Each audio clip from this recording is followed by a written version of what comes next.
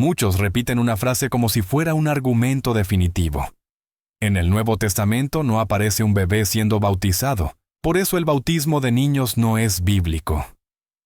Pero esa objeción, aunque suene fuerte, parte de una idea equivocada: que la fe cristiana se reduce a una lista de ejemplos explícitos, como si la Iglesia hubiera nacido con una cámara grabando cada bautismo, cada familia, cada edad, y luego nos hubiera dejado un catálogo completo. La fe de la Iglesia no se construye así. El cristianismo nace como vida apostólica, escritura inspirada, sí, pero también tradición viva transmitida por los apóstoles, y una Iglesia que desde el inicio interpreta, custodia y aplica la enseñanza de Cristo. Y cuando miramos el bautismo de niños con ese lente, escritura, tradición apostólica y la voz de los primeros siglos, la imagen se vuelve clara.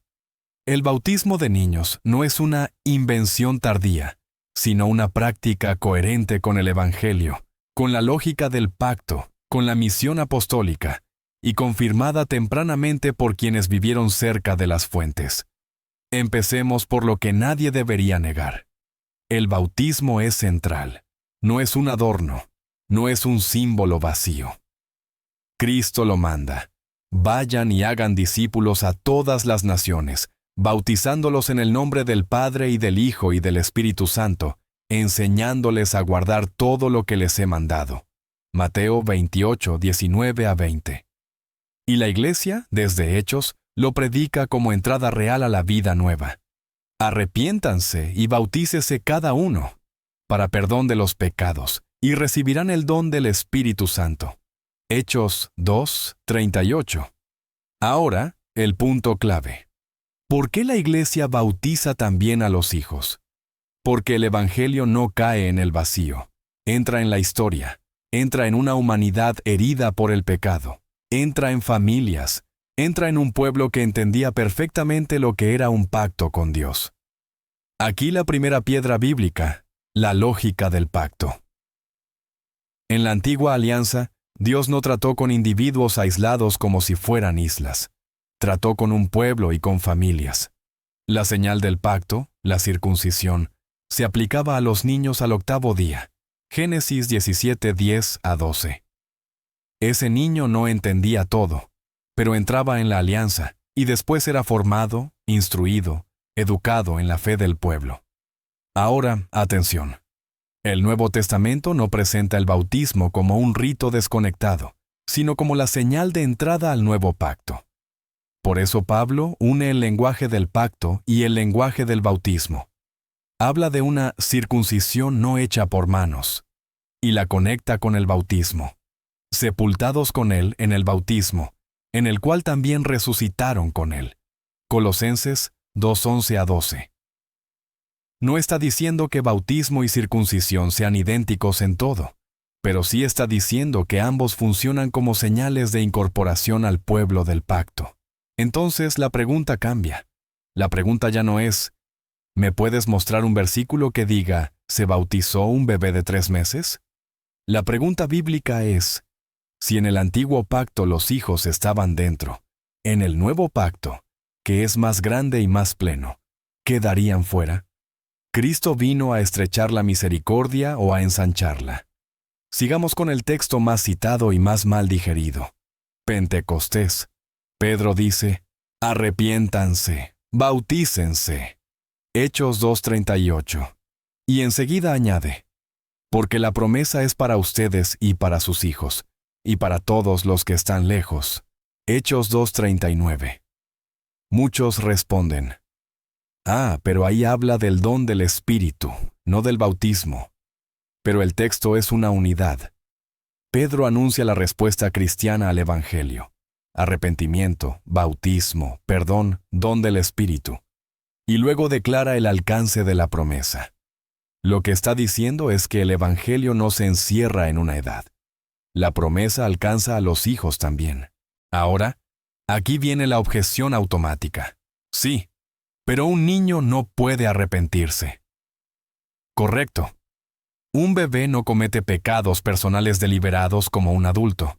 Pero la Biblia enseña algo más profundo. Hay una condición humana heredada, una realidad de pecado que afecta a todos. Pablo habla de la entrada del pecado por un hombre y su impacto sobre la humanidad. Romanos 5:12. Y por eso el bautismo es presentado como baño de regeneración. Él nos salvó por el lavamiento de la regeneración y la renovación del Espíritu Santo. Tito 3:5. El bautismo, entonces, no es solo mi testimonio público, es también, y ante todo, una acción de Dios, un nacimiento nuevo, un injerto en Cristo, una incorporación al cuerpo, una gracia real. Cristo dice, el que no nazca del agua y del Espíritu no puede entrar en el reino de Dios. Juan 3:5. Y Pedro, sin miedo, lo resume. El bautismo ahora lo salva. Primera de Pedro 3:21. Claro, no como magia exterior, sino como sacramento de fe, obra del Espíritu, respuesta a Dios en la Iglesia. Entonces, cuando un cristiano dice, mi niño no necesita bautismo, sin querer está haciendo una afirmación muy pesada, como si el niño no necesitara la gracia, como si no necesitara ser incorporado a Cristo, como si el reino fuera una sala de adultos y no la casa del Padre. Pero Cristo hace lo contrario. Cristo abraza a los niños.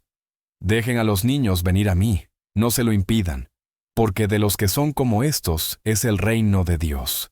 Marcos 10:14. No es un versículo del bautismo, pero sí es un principio del reino. Los niños no son excluidos, son recibidos.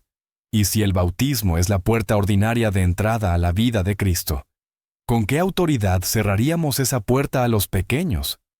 Ahora vamos a otro punto bíblico decisivo: los bautismos de casas u hogares. En Hechos y en Pablo aparecen varias escenas donde se bautiza a toda una casa. Lidia. Fue bautizada ella y su casa. Hechos 16:15. El carcelero de Filipos.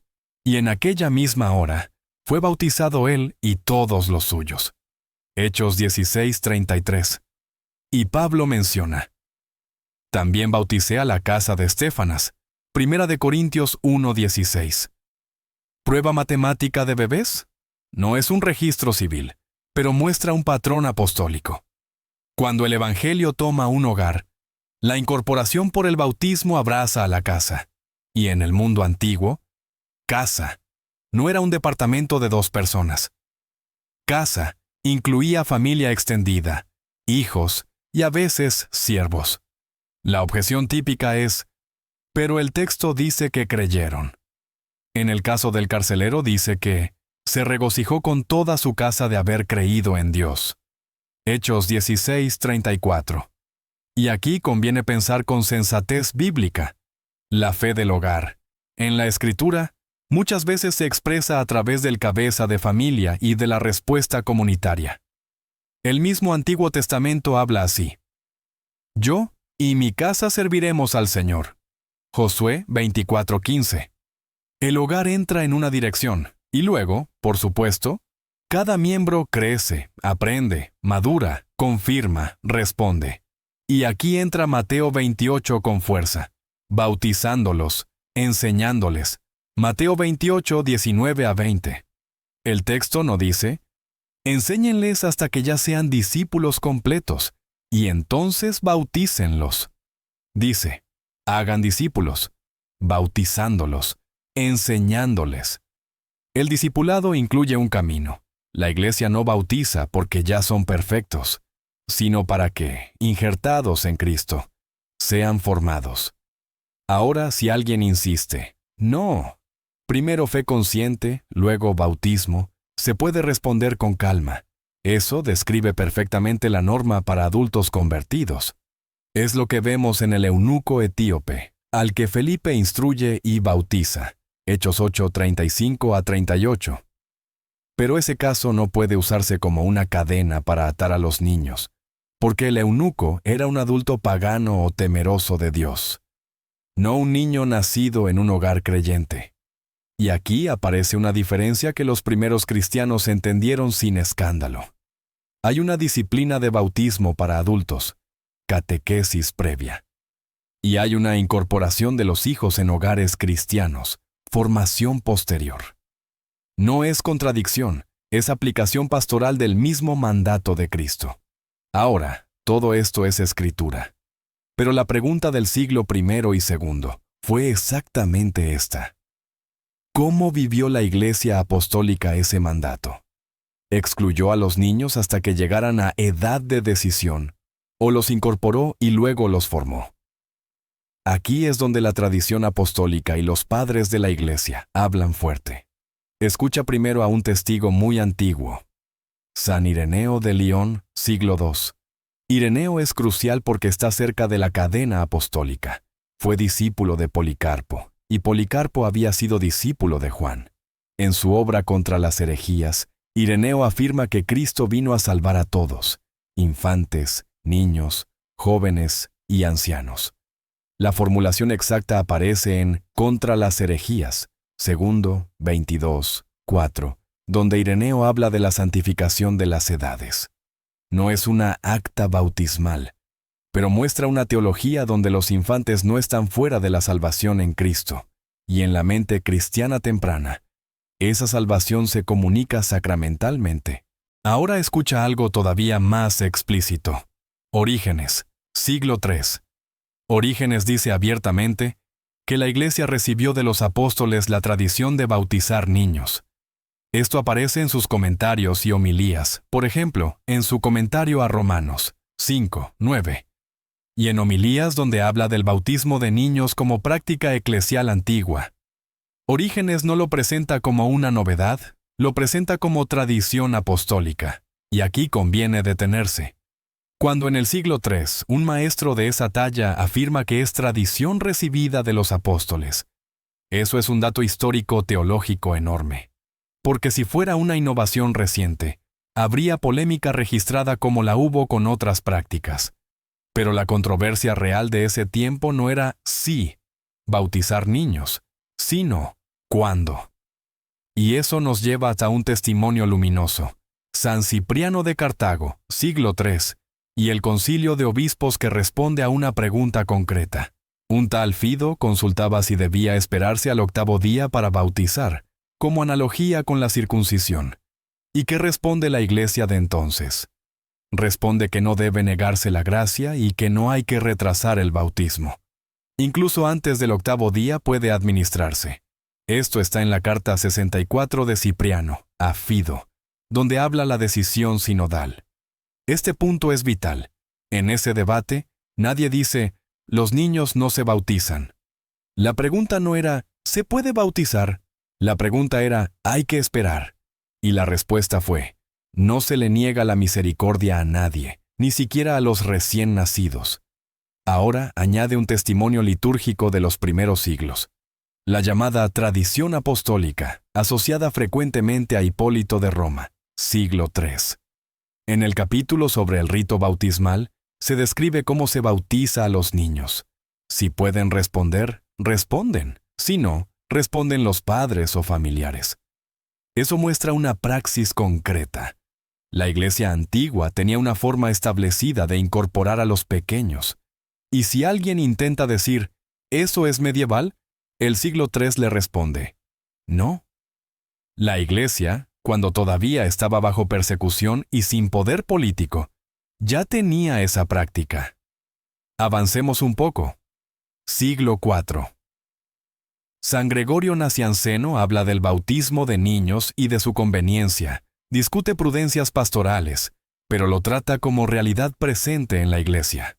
Y San Juan Crisóstomo predica el valor regenerador del bautismo, no como símbolo vacío. Y más tarde, San Agustín será contundente. La práctica universal del bautismo de niños es testimonio de tradición apostólica, especialmente en el contexto de la doctrina del pecado original. Agustín es siglo IV a V, sí, pero su fuerza está en que habla de una práctica ya extendida y recibida. Ahora, el usuario protestante suele decir, yo solo acepto Biblia. Pero esa frase, si se toma en serio, produce un problema, porque la Biblia no trae una lista exhaustiva de todo lo que la Iglesia hizo. Trae lo suficiente para la fe. pero no detalla cada aplicación. Y Cristo no fundó un libro que camina solo, fundó una iglesia que enseña. El que a ustedes escucha, a mí me escucha. Lucas 10:16. Y Pablo llama a la iglesia columna y fundamento de la verdad. Primera de Timoteo 3:15. Y manda: mantengan las tradiciones que recibieron, sea por palabra o por carta. Segunda Tesalonicenses 2:15. Eso es clave. Tradición no es invento humano. Es transmisión apostólica. La Escritura misma la manda guardar. Ahora, hablemos del magisterio, la autoridad de enseñar y definir en la iglesia. En los primeros siglos, el magisterio se expresa en la predicación episcopal, en las decisiones sinodales y en la comunión con la sede de Roma. Ya te mostré un ejemplo clarísimo. El sínodo bajo Cipriano acerca del bautismo de recién nacidos, Carta 64. Eso es magisterio episcopal temprano. Y cuando más adelante, ante errores, la Iglesia definió con fuerza la necesidad de la gracia en los niños, lo hizo en concilios y en cartas papales. Por ejemplo, el Papa Inocencio I, inicios del siglo V, defiende la práctica del bautismo de niños y la doctrina del pecado original en su correspondencia. Es un testimonio papal temprano, no medieval tardío, confirmando una práctica recibida. Aquí conviene decirlo con precisión y honestidad. De los primeros papas del siglo I y II, no tenemos tratados extensos sobre el bautismo de niños. No porque no existiera, sino porque la persecución, la transmisión oral y la pérdida de documentos es real. Pero lo que sí tenemos es una cadena histórica sólida. En el siglo III ya se discute cuándo, no si. Y en el 4 y 5 se habla de universalidad, y los ritos antiguos ya lo incluyen. Eso es un río, no un charco. Ahora, respondamos con claridad a la objeción emocional. ¿Cómo puede un niño tener fe? La respuesta cristiana es doble. Primero, la salvación es gracia. Nadie gana el bautismo por méritos. Si el bautismo fuera solo un diploma por entender, entonces ningún adulto debería recibirlo hasta alcanzar una comprensión perfecta, y eso es absurdo. La fe del adulto también crece, madura, se purifica. Segundo, Dios obra en comunión. Jesús perdona al paralítico, viendo la fe de ellos, los que lo cargaban. Marcos 2:5. Eso no significa que el paralítico no importara, sino que la fe puede ser mediada por la comunidad. En el bautismo de niños, la Iglesia hace exactamente eso. La fe se profesa por los padres y padrinos. La comunidad recibe al niño, y el niño crece dentro de la fe hasta poder confesarla personalmente. Esa es la lógica.